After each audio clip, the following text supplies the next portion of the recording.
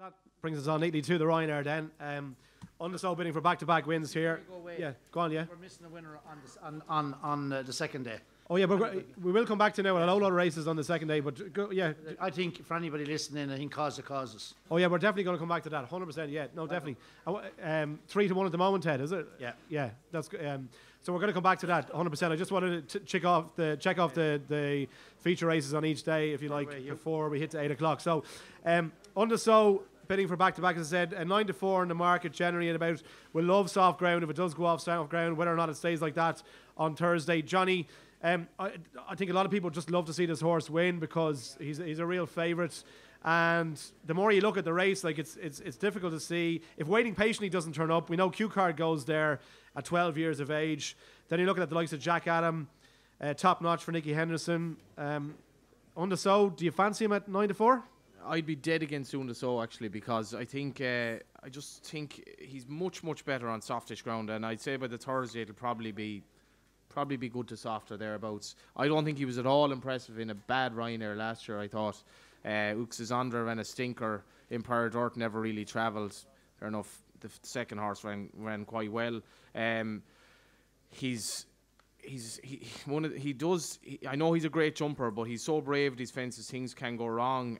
Having said that, I don't really know what's going to beat him either. You've a proviso about Waiting Patiently. I'd probably run Benny Debut in this if I owned her, instead of taking on Apple Jade over hurdles, which you never even run over hurdles in Ireland or Britain. I thought the race last year was crap. I really did. I thought it was a bad race, and I thought Undersold was absolutely flat out at the line. He couldn't give any more. He's a legendary horse. Probably doesn't get the credit he deserves. But he just ran him into the ground, though, did he? He did. Get so much credit if you think everything you bet was crap. That day. You know what I mean? That day. But like Undersold on soft to heavy ground over 2 miles is as good nearly as you'll see beyond Duvan. He's unbelievable. I don't think he's effective on good ground at all. I agree with you there. But if the ground is soft or heavy, I mean, I'd wait. If I was backing Undersold, I'd wait to see what the ground is like. Yeah. I wouldn't back him now. Yeah. As Johnny said, if it's good ground, he's vulnerable. And if it's heavy ground, he's nearly unbeatable. So I'd wait. I mean, there's no rush in anybody to back him now. No. Wait and see what the weather's like. If it's lashing rain on Thursday and it's bottomless ground, it's going to suit him well. And if you don't want to back him, it'd be Waiting Patiently. I couldn't see any of the others.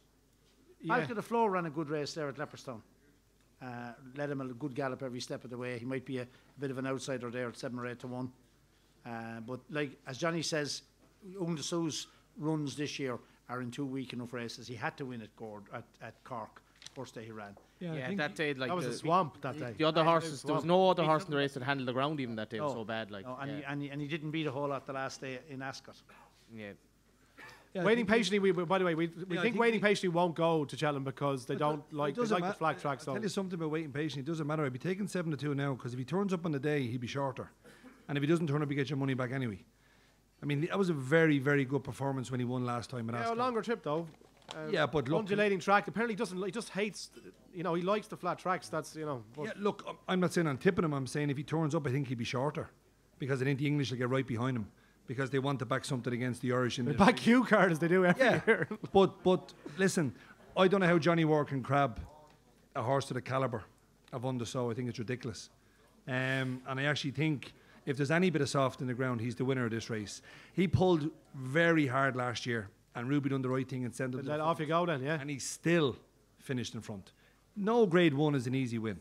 I mean, Ted and Robbie will tell you that. You have to be the best on the day. So, I mean, for a horse like him to get crabbed, I don't know what he has to do. I'm just saying he beat a bad enough field last year, and I don't think people should laugh at Q Card at all. Q Card gave the other horse a big race the last day. I know he's had his mishaps around Cheltenham, and he's getting on, but he definitely has an each way chance, because there isn't much depth to this race at all, and the fire still burns. He's probably not as good as he was, but if he gets into a rhythm, I wouldn't rule him out at all. Ted, because Ruby's a big fan of Undersold and always has. Just he's one of those goes out and does it, and Ruby's obviously had some brilliant wins on him. Like, is he underrated, Undersold? Because I wouldn't say he's underrated, but if you don't win like the Champion Chase, or you don't win the Gold Cup as a chaser, they're the two pinnacle races. I mean, you can be the best 2 mile and 5 horse in the world, but the 2 star races are the Champion Chase for a 2 miler or the Gold Cup for a staying horse. It's like the champion hurdle for a champion. I think the fact that he hasn't, when he got beat by Sprinter Sacre in the Champion Chase over 2 miles, he's vulnerable. And I'd say that he's going for the Ryanair. It's a great race to win, and I'd love to have something good enough to win it. But it's not just quite, doesn't carry the same kudos as the Champion Chase or the Gold Cup. I wouldn't say anybody's underrated him. Anyone would love to have him.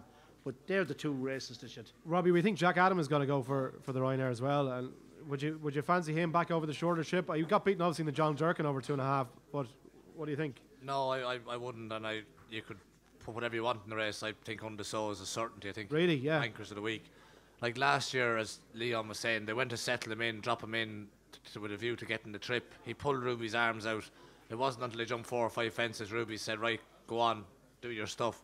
Let him go along. He settled away in front. And for Hurst to pull as hard as he did for the first 6 or 7 furlongs and still find enough to get up the hill was very, very impressive. I think this year there'll be no messing around. They let him jump out and do his stuff. It was good ground last year when he won, and I think over 2 mile he's vulnerable on good ground, and I think over 2.5 mile, if the ground was very heavy over 2.5 mile, I think he'd be vulnerable. I think on good to soft ground it'll be perfect for him, and I can't see anything beating him. Great.